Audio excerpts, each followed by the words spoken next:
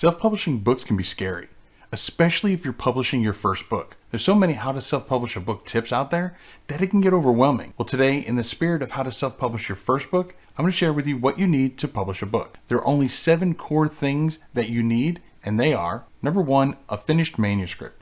Now, when I say finished, I mean self-edited, ideally professionally edited, formatted, and ready to publish. Now, if you're not at that point, that's fine. I have plenty of videos here on the channel that will help you with how to write a book, tips for writing faster, how to format your book, both ebook and paperback, and a whole lot more. I'm going to drop some links down in the description below so you can go take a look.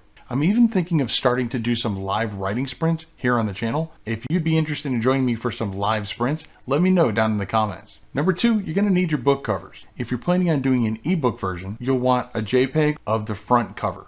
For print version, you're going to need a PDF of the full spread cover, which is your front cover, your back cover, and your spine. And again, don't worry if that sounds daunting.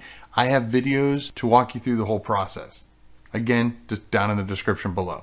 Number 3, you're going to need an ISBN. Your ISBN, or International Standard Book Number, is basically your book's unique identifier that denotes that particular version of your book. The good news is that you don't necessarily have to provide your own ISBN. Many print-on-demand platforms offer one of their free ISBNs. The downside is that you can only use that free ISBN on their platform. So you can't take that ISBN and then go publish on another platform. But hey, it's free, which is my favorite 4-letter F word.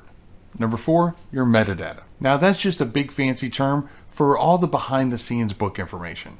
Things like your title, your subtitle, your author name, your series name if you have a series, things like that.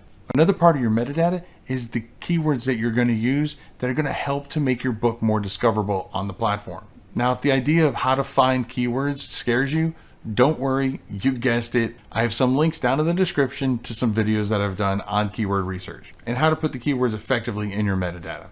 Just know that all of this, again, is called your metadata, and you want to have it all ready for you when you're self-publishing your first book. Well, and every book after that as well.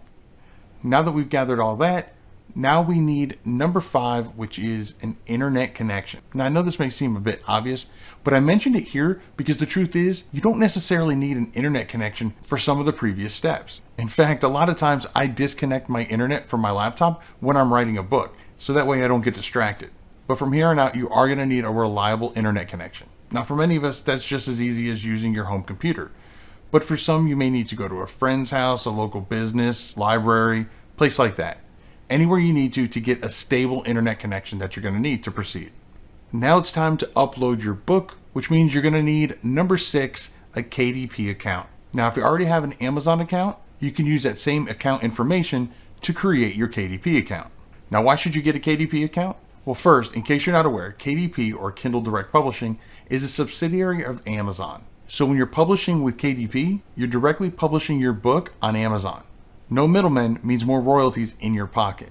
Also, to be honest, I found KDP to be the easiest and most user-friendly platform to get started with self-publishing your first book. And best of all, it's one of the free self-publishing options.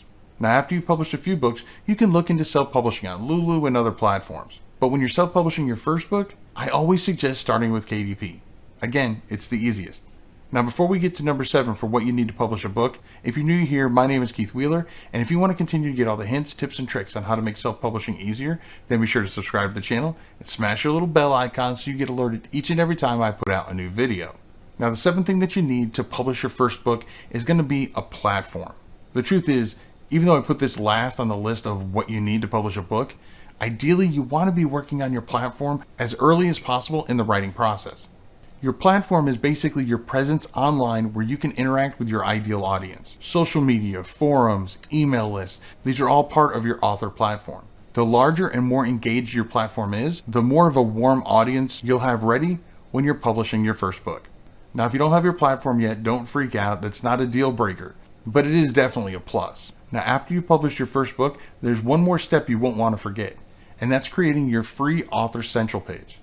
It's like having your very own storefront directly on Amazon, and it's completely free. Click on this video right here, and I will show you exactly how easy it is to set up. You can even link to your website, your blog, post pictures and videos, and a whole lot more. Again, all for free. Now, if you've already seen that video, click on this video right here that YouTube picked out just for you. I'll catch you in one of those videos, and remember to write right.